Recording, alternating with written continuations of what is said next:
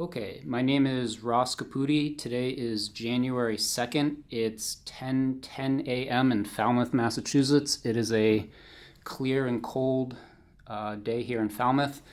I'm recording this oral history with Dr. Robert Antonucci for the Center for Italian Culture Archives at Fitchburg State University. This interview will be part of the Sogni d'Oro collection. Dr. Antonucci, thanks for joining us. Glad to do it. Thank you. Welcome to Falmouth. Thanks. Could we please start with just a brief administrative thing? Would you mind saying and spelling your complete name for us, please? Yeah, it's Robert, Robert, Antonucci, Antonucci. Okay, and what year were you born? Born in 1945. Okay. All right, so where did you grow up? I grew up in Leominster, Massachusetts. My parents moved there when my grandfather came from Italy, stayed in Leominster until 1980. Okay, which area of Leominster was it? Grew up on Lancaster Street, which is an Italian neighborhood associated with, St. Anna's Church, Lancaster Street School. It was an Italian neighborhood mainly made up of people who immigrated from Corfino or Abruzzi. Okay, who else lived in your house with you? We had a three-decker. Today they call those condos. On the first floor was my uncle and his wife. Second floor was our family. On the third floor was my brother and his family. Adjacent to the three-decker was a barbershop, which my uncle and my father ran.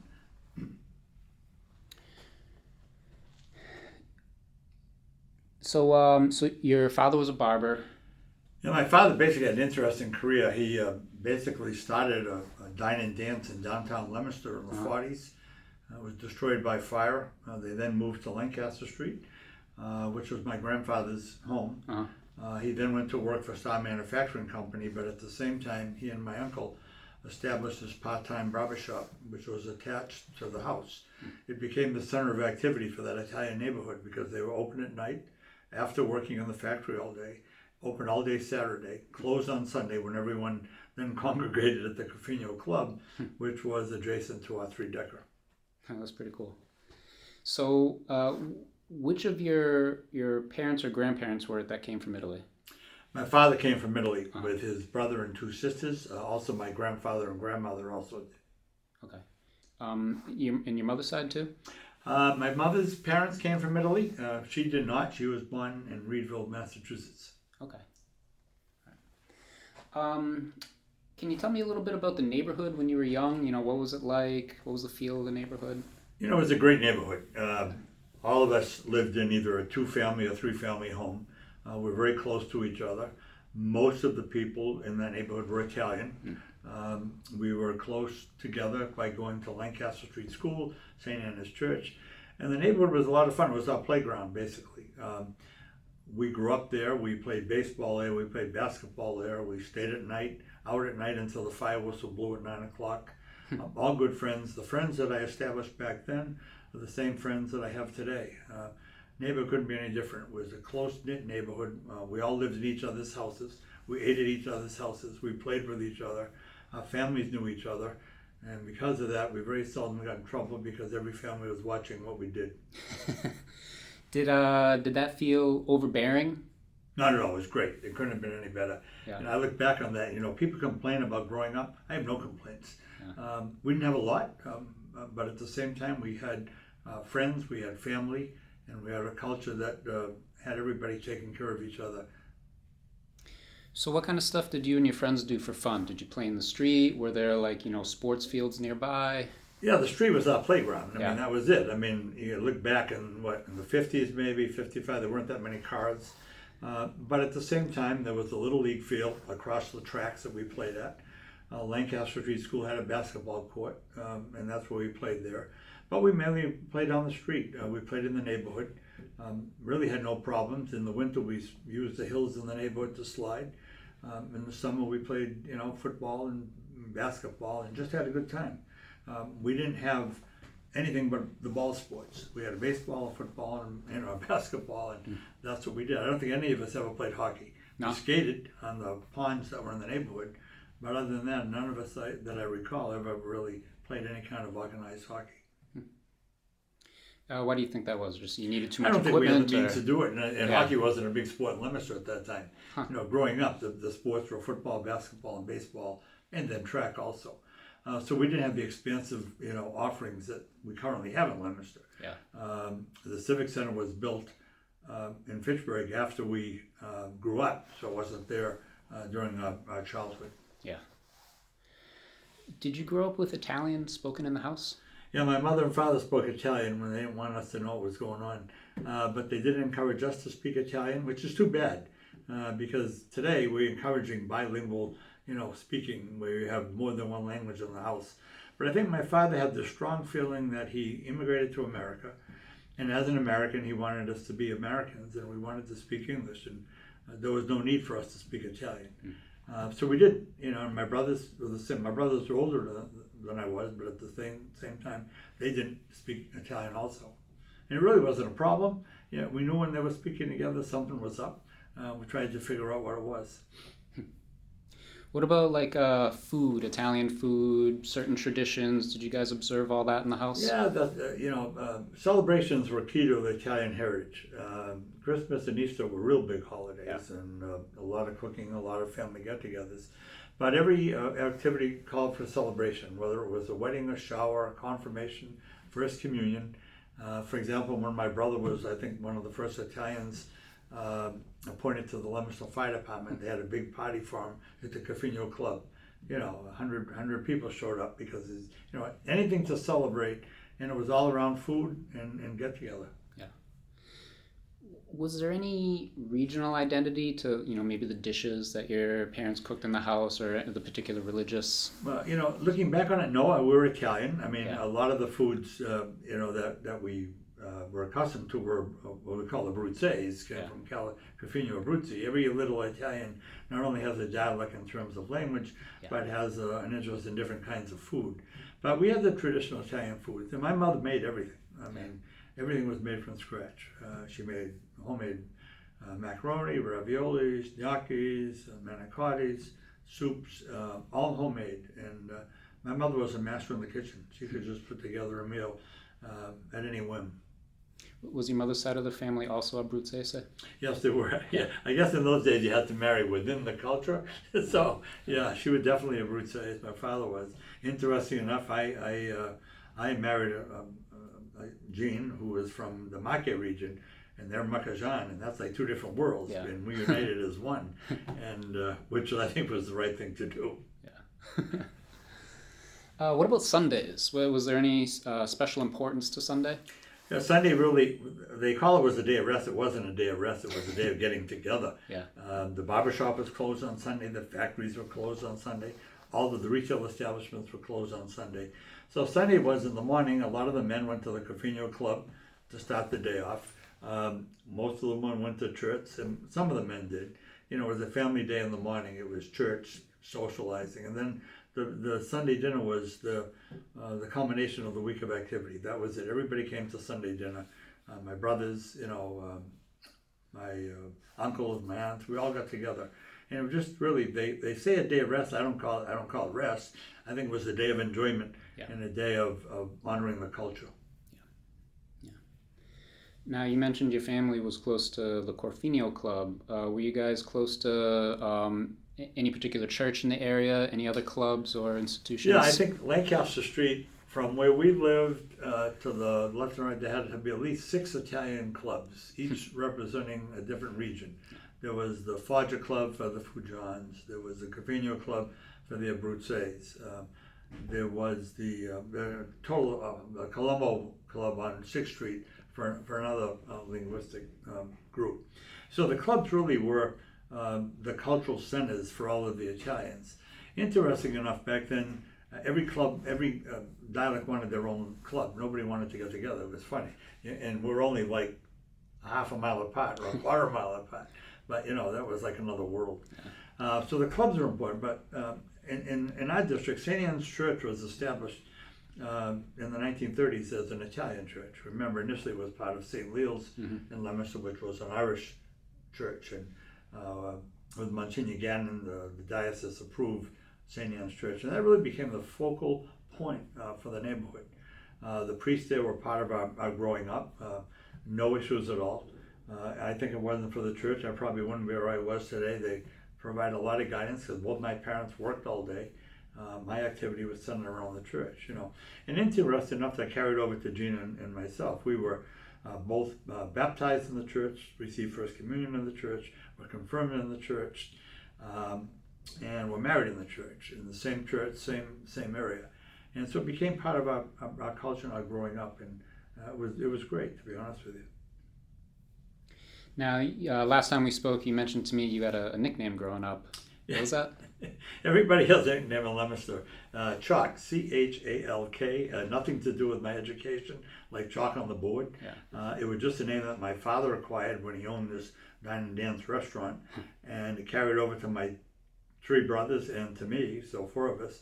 And had I not left Leominster, my son probably would have been the next Chalk. Yeah. But once we moved away and we got into professional capacities, we used our other names. I go back to Leominster, and if I hear the word Chalk, I know it's somebody I grew up with. We still call everybody by their nicknames. Everybody had one. And I guess maybe every community does that, but I think it was unique to Leominster. Yeah.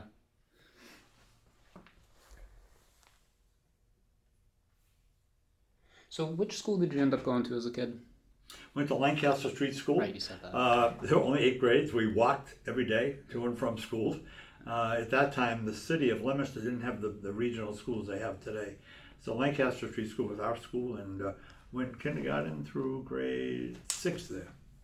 Okay. At any point in your life, did you ever feel discriminated against for being Italian? Never. I look back on that, and I don't. And if we were, we didn't know it, I guess, growing up. But I can say we never really had any kind of issue. There was always this talk in Leominster who lived on what side of the tracks. So people would say we lived on a certain side of the tracks, and the people in the west lived on another side of the tracks. I think that was the extent of any kind of discrimination. And once we went, I think we were isolated on Lancaster Street School, but once we went to May Gallagher Junior High, when all of the schools in Leominster came together for 7th grade, we just merged. There were never any issues of Italians, French, Irish, any kind of, or any other nationality, any gender kind of thing, or racial kind of thing. There was never any. Now, again, if it happened, I don't know if it happened. There was always talk about, each nationality had a name for each other, but really never made an impact at all. So, what did you end up doing after high school? What did you do after high school? It's funny, interesting you asked that question.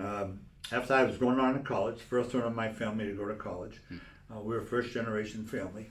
All my brothers ended up in the trades.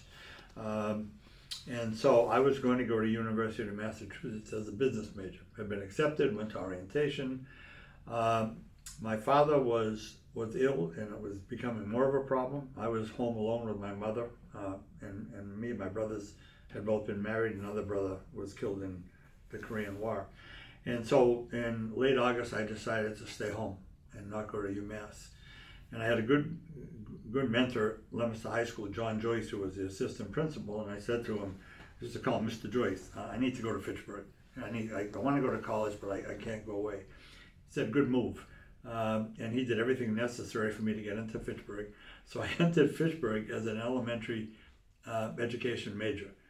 They did not have a strong business program. And I never looked back. That was the start of my education career. I still like the business world. I use the business acronyms in everything I do, but that's how I ended up in the field of education. At what point did you meet your wife? I met my wife when I think was a junior in high school. She went to St. Bernard's High School, which was in Fitchburg. I went to Leominster High School. We always kid each other. She went to parochial, I went to private. I played an instrument. We were having a concert, and she came to that concert one night, and we met it either during the intermission or at the end, and from that we established a relationship, and then we both were part of the Catholic Youth Council, at St. Anna's Parish, again, the church being the focal point. And from that point on, we met and, ended up staying together and getting married, and it's been, 57 years, and we're still going strong. So you actually married your high school sweetheart? I did, definitely. Yeah. That's great. My Italian high school sweetheart, because her father was born in Italy also. No kidding. Now, she was Baccajan, but, and her mother was born here. But two Italians came together, and that was like a monumental feat in my family. Oh, that's fantastic. And I think you mentioned your first position teaching was at Lunenburg Public Schools. Started my career in Lunenburg, Mass. as a grade 6 teacher at the Passios Elementary School. So the next year they built a new middle school, Turkey Hill Middle School, and I went over there as a grade 7 math and science teacher. Okay.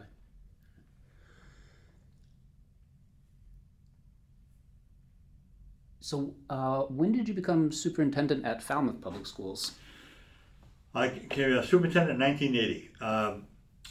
Prior to that, I had been the assistant superintendent of schools in Leominster. I left Lunenburg, went to Leominster for 6 years, and then began looking for a superintendency. So it was 1980. It was my first year as superintendent in Falmouth. Okay. Was it a big transition for your family coming out this way? It was a major transition. Yeah. I was the first one in my family that ever left Leominster. Right now, even now, my nieces all live in the same complex. We moved from Lancaster Street to Hall Street, but they all live together. So yeah, it was a major change for me to leave. Now it was only 2 hours away, and I can remember my mother saying, "Why would you want to move to the Cape? It's so far away." Well, Ma, it's only 2 hours away. Not that bad, but it was a major change. It was a good change for Jeannie and I. At first, we had to adjust. Both my kids, my son was in 5th grade, my daughter was in 7th grade.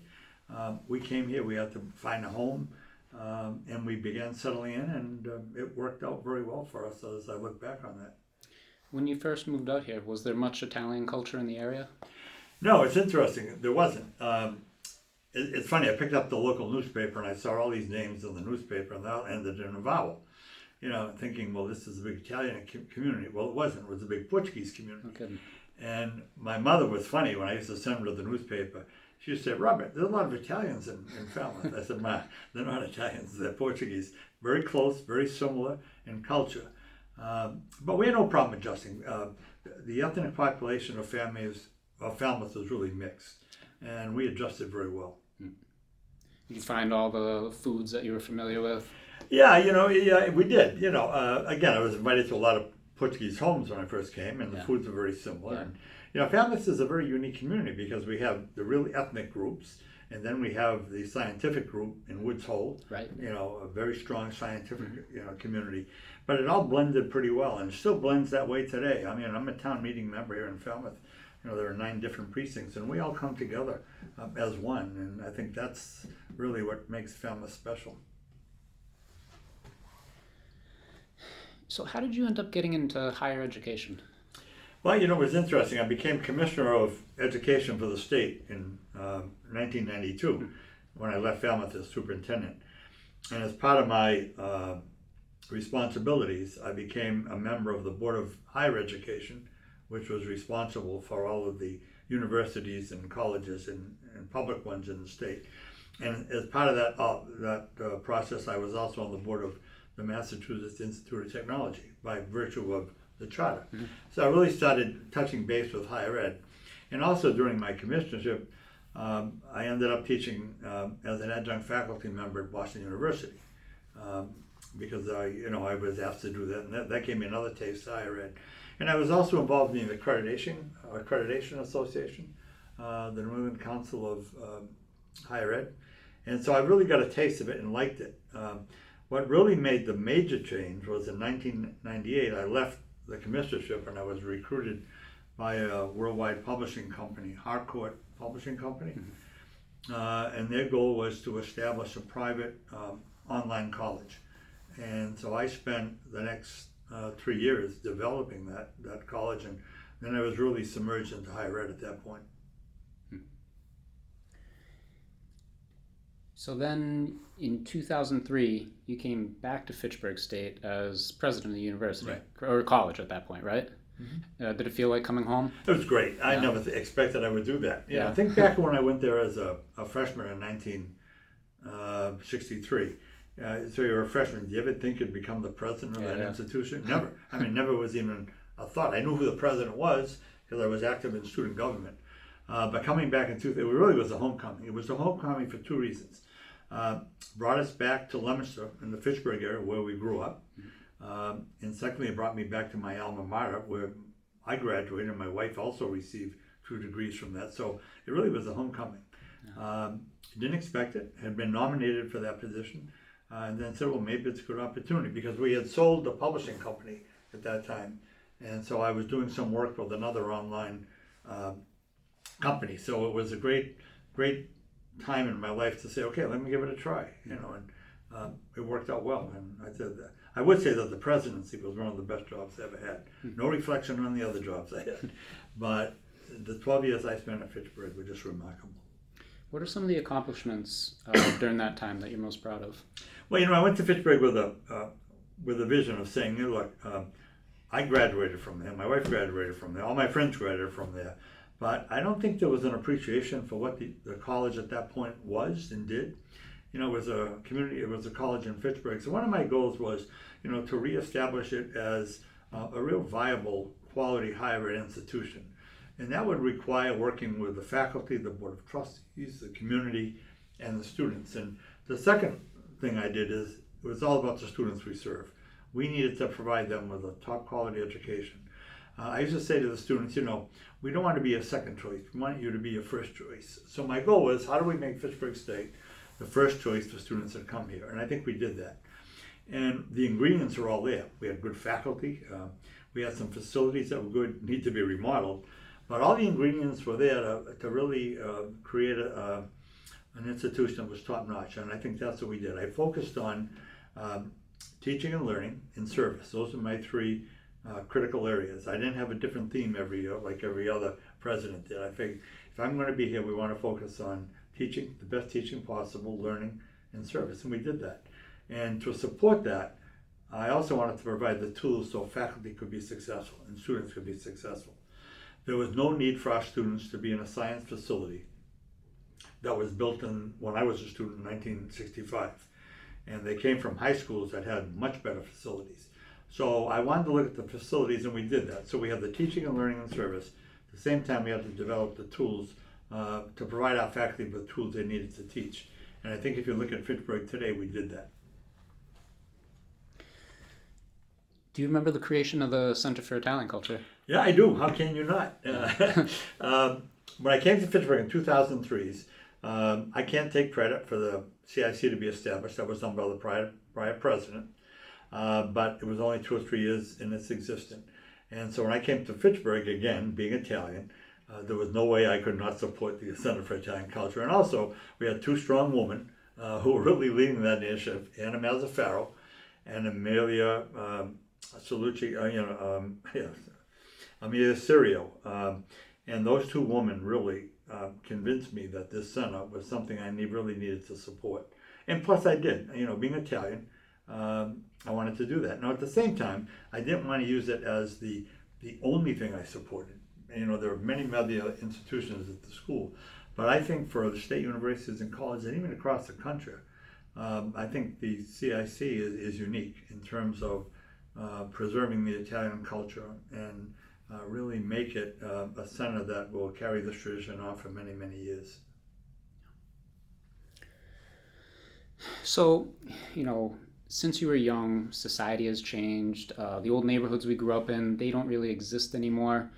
So my question is, how do you think we can continue to pass on our Italian heritage and culture for future generations? Well, there are 2 things. I think things are starting to change again. People are respecting traditions. Yep. So I think the family is the key here.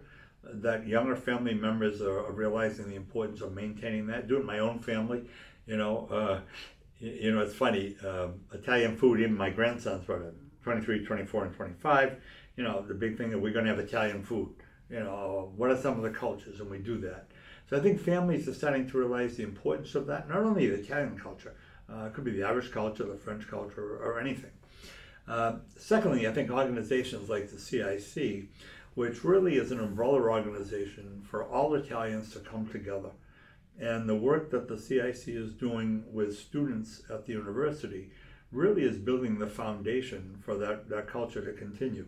If you look back on the creation of CIC, around 2000, maybe around that time, and all the students that the CIC has touched through scholarships, through programs abroad, through programs being presented at the university.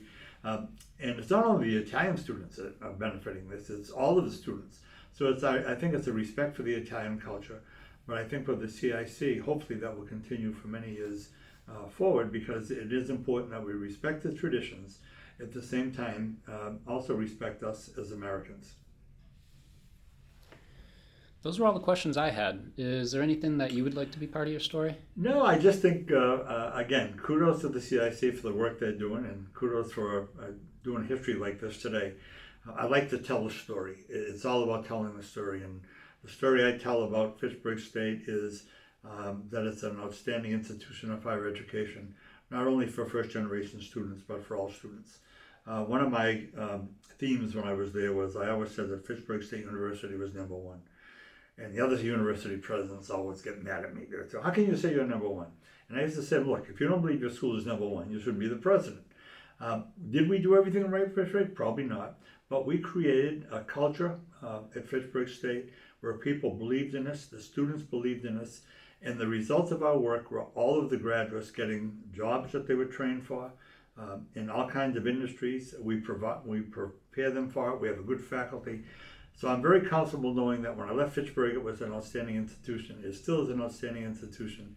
And hopefully it will continue way in the future, because it does so much for so many students.